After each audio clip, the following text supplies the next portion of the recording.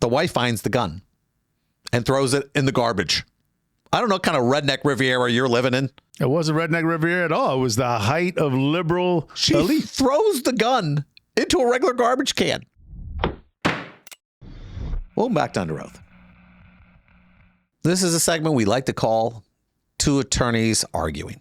We did a lot of agreeing last time, so I don't know. Maybe we should find another title for no, because you feel differently. You feel differently about the defendant in this case. Now, we did take a little heat.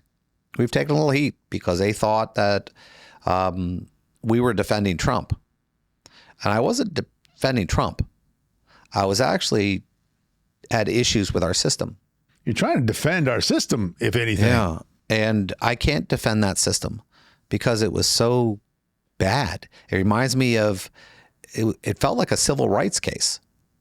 A joke that was made to me last week concerning this show was Trump finally knows what it's like to be black in America.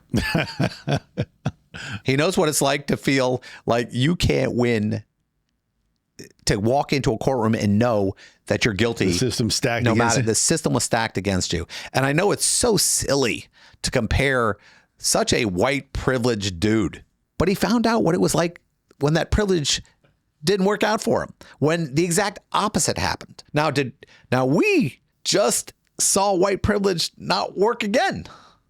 It uber white privileged. Hunter Biden's you're talking, case, of course, about Hunter Biden. Now, Hunter Biden taking it on the chin, crack. I'm gonna be. How long was the jury out? Less than half a day. Something. That is the perfect storm for a guy who actually committed a crime. The perfect storm is this: your mother, who the first lady is in the gallery. Security is all around them. Secret Service is everywhere. The first lady's son is on trial for a gun charge in Delaware. How nervous are you if you're on that jury? Like, oh my God, is the president going to throw me in prison for the rest of my life if I convict his son? Dude, what's going to happen to me? The total population of Delaware, the whole state, is 1 million. What, a third of Orlando? A third of Orlando. So there are more people working at Disney than living in Delaware. No, there's 55,000. No, the point is, when the president of the United States is from a state that has 1 million people, that means you had a 1 in a million chance of becoming president. That's the craziest thing. And there's pride. They're building libraries. We just saw how the system can be used to rig and make sure you get convicted. And they tried to do the same thing here, but for the opposite reason. They tried to make it sure that he was going to get and not guilty. I don't know if they tried. Well, really? Yeah. What I'm thinking is this. This is where the crime took place. The crime took place here. Could you ask for a better venue? No. But the crime took place there, so nobody moved it there. It wasn't moved to, let's go to Vanilla. We went to the home of Vanilla. Iceland. Yeah. What happened here was, if I was his defendant, he had a great attorney. The attorney is a beast. His defense attorney. The problem is that you're going, okay, I've got everybody on our side. In fact, the best part about this was, the issue was Hunter Biden doing crack cocaine when he bought a gun? Was he signed this thing that said, no, I haven't done drugs recently. I haven't done anything. And he checked this box off. Yeah, and the evidence against that was pretty strong. Okay, well, hold on. Pretty strong. It's based on you doing drugs. All right. Members of this jury had members of their family and friends who had drug problems. So they were sympathetic towards somebody. I've never had somebody on my jury like that wasn't booted. Did the defense attorney say that wasn't Hunter on the video? Did he say that? I don't remember. And that wasn't crack that he was smoking out of that glass pipe? Okay. All right. Now the weird part about this. It definitely wasn't crack. You don't know it wasn't tobacco. Okay. You don't know that. All right. He's got jury. He's got a loaded jury. He's got a loaded judge. And you know what? Nothing weird happens in that trial. I tracked it. I was going, what is weird happened in this trial? The only thing weird was almost absolutely no weirdness. Before the trial started, they had a really nice plea bargain arranged for him. And the judge looked at it and read it, actually, to her credit, and said, well, hold on. Is it true that this plea agreement includes all these other crimes that they're not even Some of them they haven't even started investigating yet. Does that? And I think the prosecutor did mean to include those crimes, but when the judge shined a spotlight on it like that, he became embarrassed, and he said, "No, we didn't intend all of the. Even though that's how we wrote it, that's not what we intended." And of course, the defense attorney jumps up right away and goes, "Yeah, we did intend that. We specifically bargained for that, but we didn't want to put it on paper. But we didn't want everybody to know." I mean, come on. You have the, let's call it the perfect sunshine. This is not the perfect storm. This is the perfect sunshine, where you're right about to go to the Bahamas and you're told, guess what? The weather is as nice 7 days. As it could be. It's literally impossible for things to go wrong for you. And this judge goes, hold on, but there's a lot of things in here that are you telling me I'm waving a magic wand over this now and everything's going to be included? Because that's not what's in front of me. And they're going, well, no, technically. And she goes, well, you're going to have to decide. And here's the decision. The prosecutor could have just said, I'm dropping the gun charge. They could have dropped the charge, but he didn't know what to do then. So he goes, I guess I got to go move forward. And after that, it's the cleanest trial I've ever seen scrutinized. Not a single legal expert goes, that was wrong. Everyone's saying the same thing going, yeah, that's right. No, procedurally, that's the way it goes. Here's the thing. And admissions by a party. Yes, you do not have to testify. That's the rule. You can't be forced to testify against yourself unless everything's been waived and you've been given immunity. Now, here's the problem. Books, documentaries, movies about how I survived doing all this crack cocaine. And in your books, you're writing, they called me a crack daddy, all these different things during this period of time. Yeah. Is that a real fact? Yeah. In the books. In the book, he said they called all the guys at 7-Eleven daddy? called me crack something. I think it was crack daddy or something like that. Oh, wow. Then you have the girlfriend and the ex-wife. The wife finds the gun and throws it in the garbage. I don't know what kind of redneck Riviera you're living in. It wasn't redneck Riviera at all. It was the height of liberal elite. She throws the gun into a regular garbage can. She's cleaning the car out and goes, okay, all the drug paraphernalia, everything else, and the gun in his bag. And she just throws it into a regular garbage bin, which that is a felony. The unlawful disposal of a weapon is a felony. And I kind of was going, do I really want guns being, she didn't turn it in. She didn't give it to somebody responsible. She threw it away in a garbage can. Now, here's the defense of it all. Some homeless guy comes rolling up. Yeah, he's hit the rainbow pot of gold. What are you talking about? There's firearms in here, all this paraphernalia, probably some crack residue at least. Now he said this, and this is the argument that when Hunter Biden was talking to all these people, that he was lying to them about his drug use.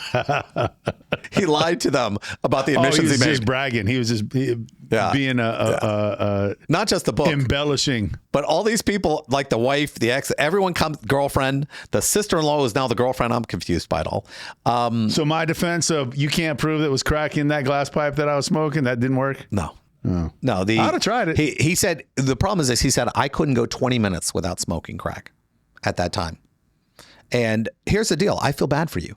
I can't imagine being that addicted and wondering what that's going to do to your life. And God forbid my father was vice president at the time. I mean, it reminds me of the days of Jimmy Carter when his brother was this raving, redneck. Remember Billy Carter? He had his own beer, Billy Beer. And it was just such I don't remember that at all. It was an embarrassment to the White House, and having this brother out there do this crazy stuff. It was like, oh man. And Jimmy Carter's probably losing it going, this sucks.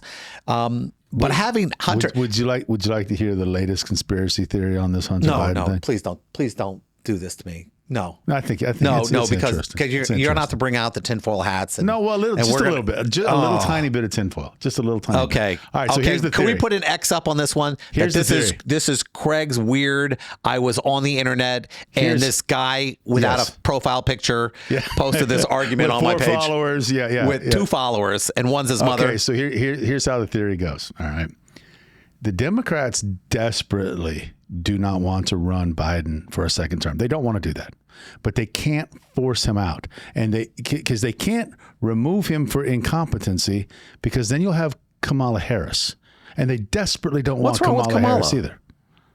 Well, we don't have enough time. All right, but let's put it. The Democrats don't want her to be president either. They don't want Biden. They don't want Kamala Harris, but they can't force him out for fear of Kamala then taking the position and then naturally running. They don't want to do that. So somebody is going to come and approach Joe Biden and say, Joe, it's your son. You got to think about your family. You got to put your son above politics. You need to, even though it's going to cost you the election, you need to pardon your son. Family above all. But he gets probation. What do you need to? They'll convince Joe to pardon him, and they'll say, and now you got to step aside because you can't expect the Americans to elect you after what you did. Although what you did was noble, and it should have been done, and you have our support, but we can't run you for president anymore. So please step aside and let us run Gavin Newsom, Pete Buttigieg, whatever. Take your pick. Spin the wheel. So that's what I read. So how does he get out of the system then? So he just loses? If Biden steps out, it would normally go. Yeah, if he doesn't run. So you have the Democratic National Committee coming up soon, right? When is that? Then why doesn't the vice president get put into that spot? Well, no, you got to run. Who are you going to run? She's not going to run. Who's going to be her vice president? Who are you running? If he doesn't run, that's what I'm saying. They need him to step aside. Okay, but so that they is there a process? Yeah, he has to step aside. Okay, so what is the process for them to choose somebody? I'm not running again. But what is the process of them choosing somebody? That happens at the Democratic National Convention. You know why that can't work? The DNC. No. They'll choose somebody. They can't. Just like the RNC. You know why it doesn't work? It will not work. You know why? It's the Democrats in control of it, so I don't know why. You know why it can't work? Because it's all about face. It's all about face. They have to be able to show the groups that they say they support. And if they're going to go, wait a second, who's more qualified than the vice president? It should be her job. That's why they can't remove him. No. Because if they removed him, but she would then become president. I'm not saying that. And then she would be the natural front runner. You don't understand what I'm saying. You don't understand what I'm saying? All right, explain. Okay, here's the thing. I'm the PR guy for the DNC. Okay, we can agree. I'm in that position. I go, hold on a second. You're going to move a white dude? And you're going to replace him with another white dude? His vice president should be the next person in line. You're arbitrarily going to say that the governor of California has more authority than the person who's been vice president, who was a senator before that? That this person should be overlooked for the governor? Yes, because he's way more likable. Why? Because nobody likes Kamala Harris. Okay, and there are people are going to say... Even other Democrats don't like her. Okay. I'm just saying that the American people will look at that and go, oh, so you passed up an African-American for this good-looking white dude? Hold on. I don't think you understood what I was saying, because that's why they don't remove him as president. They just say, hey, Biden, just don't run again. Just elect not to run. Announce your retirement before the so DNC. you're going to tell all the people who voted in these primaries and do everything. Everybody who stood up and said, no, we trust you. Oh, well, just vote for the next guy because this didn't count. Hey, I'm sorry. My health took a downturn. I had to do what I had to do for my son. Family first. I had to do what I had to do for my son to pardon my son? Yeah, he'll pardon and you know why that's not going to happen? Because the kid's only going to get probation. Well, I mean, that's true. Maybe he's only going to get probation. He's going to go, you had to pardon him because it was too hard for him to do his probation? I'm not saying it's a perfect theory, but it's out there. It's horrific.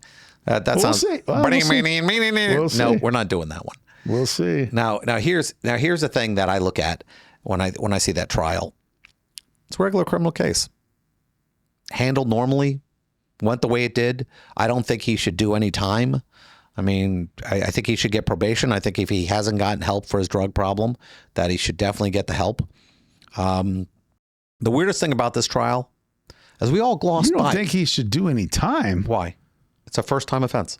No, it's not. It's the first time he got arrested and convicted for it. It's not the first time he did it. There's hundreds of hours of videos of him doing it. No, I'm not talking about doing drugs. First offense. He's not arrested for doing drugs. It's like the 900th offense. He's not arrested for doing drugs.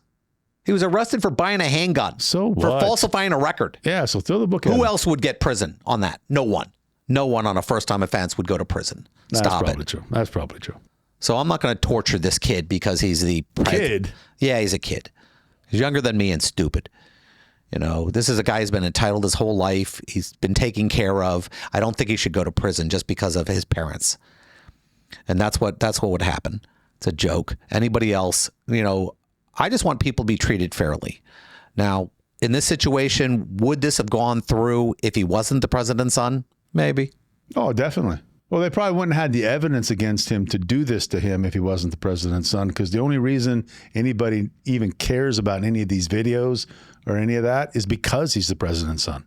So if he was a normal, regular dude who left his laptop at a pawn shop, nobody would have given a crap what was on there, even if it was hookers and crack cocaine. Oh, my favorite is this, the information. Now, a lot of people don't know this. There's an active lawsuit. Hunter Biden is suing the person who took the information off the laptop and distributed it to everybody. That's an active lawsuit right now. Well, how's that going? It's moving forward. Is it? Yeah. He's suing the pawn shop owner? He's suing the guy who took the information and put it up there. I'm gonna say something because this is tough for me, because I so badly want to believe in the fairness of this country. I lie to myself all the time. I want to say everything's fair and the information's out there and we all use the information equally and it's fairly and everything else like that. But here's the problem.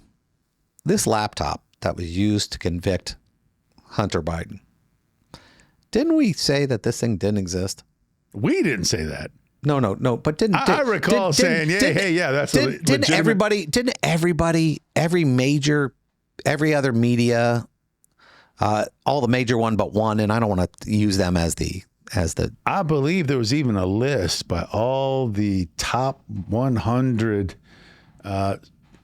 security professionals, spy professionals, CIA, FBI. Did they blame this on the Russians? Yes.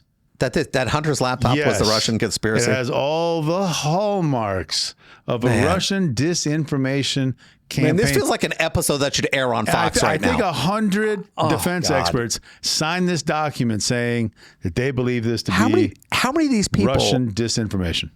I mean, we've been lied to so much, and we just sit here and take it. And I guess, and this is too political.